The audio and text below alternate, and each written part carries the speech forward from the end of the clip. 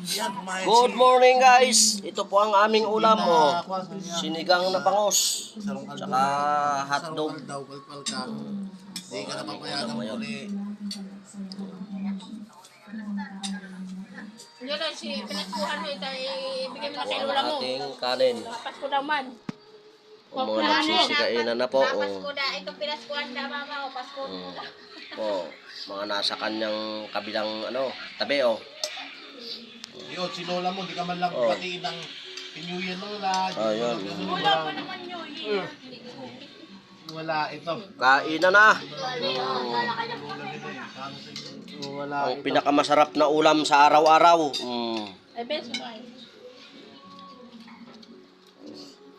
Kana mama. Sarap. Sinigang na bangos. Apit na lang, ano pa? Ma-withdraw pa. Parami na naman itong kain tayo guys oh. Alas 3 ako.